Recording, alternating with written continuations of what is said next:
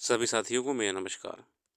स्वागत है आप सभी का आज 6 जनवरी के जनसत्ता विश्लेषण में। आइए शुरू करते हैं आज का जनसत्ता विश्लेषण और जानते हैं कौन सी खबरें हैं हमारे लिए महत्वपूर्ण। प्रथम पृष्ठ पे हमारे सामने जो आर्टिकल आ रहा है वो है पश्चिम बंगाल में ईडी की टीम पे हमला हुआ है जो कि दुर्भाग्यपूर्ण है और केंद्रीय एजेंसियों पे किसी प्रकार का हमला करना कभी भी एक्सेप्ट नहीं करा जाएगा। तो सरकार भी इस पे एक्शन लेगी। ये बेसिकली रेड करने के लिए गए थे एक नेताजी का जो कि टीएमसी से जुड़े हुए हैं। इसके अलावा हम ज़्यादा इसमें नहीं कहना चाहते, पॉलिटिकल न्यूज़ से हम बचते हैं। आगे आते हैं सीधे हमारे जो इम्पोर्टेंट आर्टिकल्स हैं बिना अपना समय गवाए। एक सबसे बढ़िया खबर जो हमारे सामने आई है इसरो की तरफ से वो है आदित्य L1 जो आदित्य मिशन था सूर्य की गतिविधियों को स्टडी करने का, वो लैंगरस पॉइंट पे पहुंच चुका है। जैसे मैंने आपको बहुत पहले कई वीडियोस में बताया है कि आदित्य L1 सूर्य पर लैंड नहीं करेगा। देखिए सूर्य पर लैंड करेगा तो ख़त्म हो जाएगा, नष्ट हो जाएगा। सूर्य के नज़दीक से ही उसकी परिक्रमा करके उसमें होने वाली विभिन्न गतिविधियों को, उसमें होने वाली वैज्ञानिक क्रियाओं को अध्ययन करेगा आदित्य L1 मिशन, जो कि बहुत ही बड़ी कामयाबी है इसरो के लिए। भारतीय स्पेस मिशंस में ये इतिहास रच दिया है। चलिए आ जाते हैं हमारे आर्टिकल्स पे। बाकी आर्टिकल जो आपको पसंद आते हैं बिल्कुल आप अध्ययन करिएगा, हम इसमें मेन आर्टिकल्स पे रहेंगे। लाठी का जोर, ये वही पश्चिम बंगाल को लेकर दिया हुआ है। पता नहीं पश्चिम बंगाल में कानून व्यवस्था के नाम पे कोई चीज़ है भी या नहीं। सत्ता में समर्थक अपने हिसाब से राज्य को चलाने की कोशिश करते देखे जाते हैं। जो कुछ उनके प्रतिकूल नज़र आता है उसके खिलाफ हिंसा पर उतारू हो जाते हैं। राशन घोटाले से जुड़े आरोपों पर छापा डालने के प्रवर्तन निदेशालय ने ये दल पर हमला उसका ताज़ा उदाहरण है। राशन घोटाले से संबंधित एक आरोपी के सिर पर प्रवर्तन निदेशालय के अधिकारी पहुंचे, घर पर। वहां ताला बंद मिला। उन्होंने घर का ताला तोड़ने की कोशिश की, तभी अचानक बड़ी संख्या में ग्रामीण लोग जमा हो गए और जांच दल पर हमला बोल दिया। उनके साथ गए केंद्रीय बल के कर्मियों पर भी हमला किया, उनकी गाड़ियों को तोड़ फोड़ दिया। जिस व्यक्ति के घर पर ये सब हुआ उसे तृणमूल कांग्रेस का कार्यकर्ता और राज्य के खाद्य आपूर्ति मंत्री का करीबी बताया जाता है। आखिरकार जांच दल को बिना किसी कार्रवाई के वापस लौटना पड़ा। हालांकि पश्चिम बंगाल की ये पहली और आखिरी घटना नहीं है। देखिए हम जानते हैं कि पश्चिम बंगाल को लेकर थोड़ा सा लॉ एंड ऑर्डर की स्थिति हमेशा बनी रही है। अगर आप बात करें तो बहुत लंबे समय से रही है। कुछ सालों की बात है, करीब 5 साल होने को आ रहा है। सीबीआई को लेके पश्चिम बंगाल में कंट्रोवर्सी रही थी। मतलब पश्चिम बंगाल में सेंट्रल एजेंसीज को कोई ना कोई समस्या झेलनी ही पड़ती है। सीबीआई गई थी, बहुत पहले केस हुआ था टीएमसी पे, तो सीबीआई इन्वेस्टिगेशन के लिए गई हुई थी आईपीएस अफसर के ऊपर एक। फिर उनको भी ममता बनर्जी गवर्नमेंट ने एंटर नहीं करने दिया था। ठीक है। इसके अलावा आपका हाल ही में बीजेपी के कैलाश विजयवर्गीय जी जो हैं वो भी कैंपेनिंग के रूप में गए हुए थे इलेक्शन के टाइम पे। तो उन पे भी हमला हुआ था, मतलब हमला होने की बात करी गई थी। यहाँ पे जो हमारे लिए पॉइंट निकल के आ रहा है वो है कि सेंट्रल एजेंसीज का होना क्या सही है? क्या फेडरल गवर्नमेंट को ये अथॉरिटी है कि वो इन्वेस्टिगेशंस को रोक सके या किसी तरीके दबा सके, या इनडायरेक्टली सेंट्रल एजेंसीज को खतरे में डाल के जांच को रोक सके?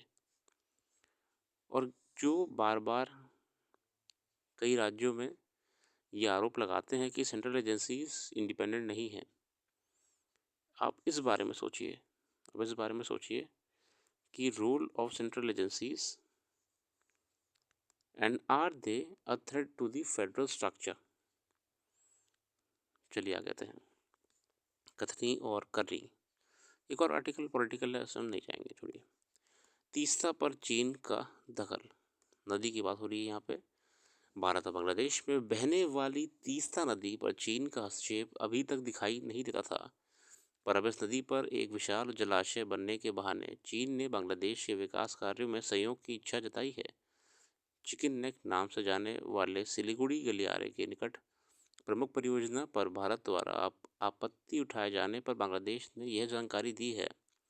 कुछ दिनों पहले चीनी राजदूत याओ वैन ने कहा था कि बीजिंग को ढाका से तीस्ता जल भराव क्षेत्र के विकास हेतु कई प्रस्ताव मिले हैं। इस सिलसिले में बांग्लादेशों अधिकारियों का कहना है कि तीस्ता नदी की सफाई करने, जलाशय और तटबंध बनाने का प्रस्ताव रखा गया था। देखिए, डिप्लोमेटिकली बांग्लादेश कोई ना कोई चर्चा में रहता है भारत को लेके। आगे आते हैं। भारत और बांग्लादेश के बीच पिछले 25 वर्ष से जल बंटवारे पर समझौते की बातचीत चल रही है। 2022 में दोनों देशों के प्रधानमंत्रियों को की परस्पर हुई बातचीत के बाद कुशियारा नदी के संदर्भ में अंतरिम जल बंटवारा समझौते पर हस्ताक्षर हो गया था, जो कि 2022 में हुआ था। यह भारत के असम और बांग्लादेश के सिलहट क्षेत्र को लाभान्वित करेगा। जो हमारा बांग्लादेश असम साइड का रीजन है उसको लाभान्वित करेगा।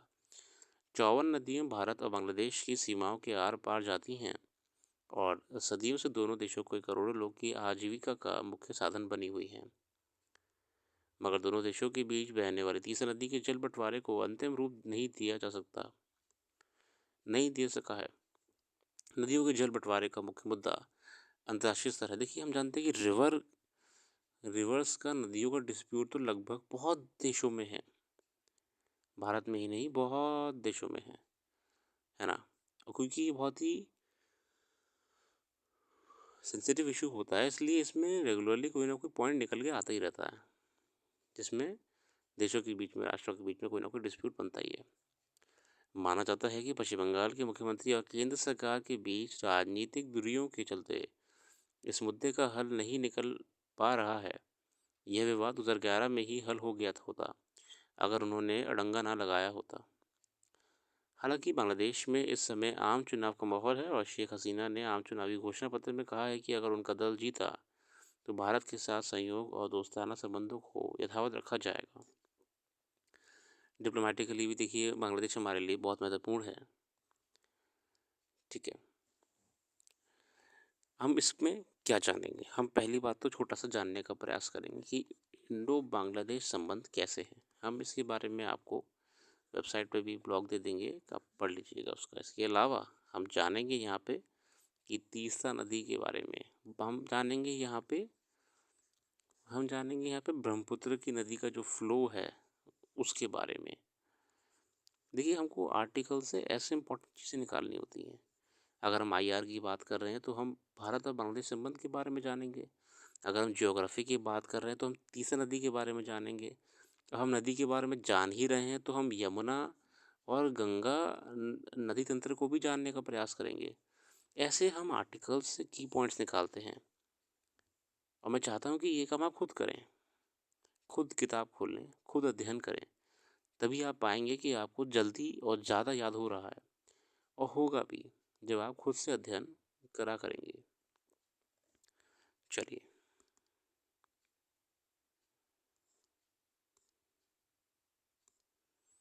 बाकी अखबार में आपको कोई भी आर्टिकल लगता है ज़रूरी है, जो भी आपके हिसाब से अप्रोप्रिएट है, तो बिल्कुल आप उसको देखिए। ठीक है,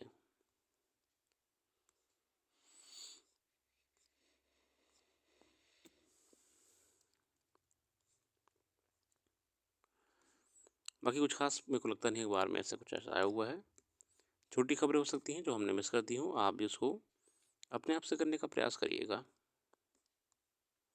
फिर भी जो भी करंट अफेयर्स यहाँ पे हम मिस कर देते हैं किसी भी कारण से, तो वो आपको वेबसाइट पे जाके अध्ययन करने को मिल जाएगा। ये हमारा प्रयास रहता है कि हम कोई वीडियो के माध्यम से आपको एक एनालिसिस दें, ताकि आप जो पेपर पढ़ने का डर बैठा हुआ है, ये बहुत से छात्रों में पेपर पढ़ने के लिए ऊर्जा ही नहीं बन पाती है। उनको ये लगता है कि पूरा पेपर कैसे पढ़ें, क्या पढ़ें, कहाँ पढ़ें, शुरू कैसे करें, ख़त्म कैसे करें। हम उसे सॉल्व करने का इस वीडियो से प्रयास करते हैं। बाकी अध्ययन तो देखिए आपको खुद ही करना चाहिए, तभी आपका माइंड शार्प होगा, तभी आप एग्ज़ामिनेशन हॉल में एमसीक्यू से लेकर आंसर राइटिंग तक बेहतर प्रदर्शन कर पाएंगे।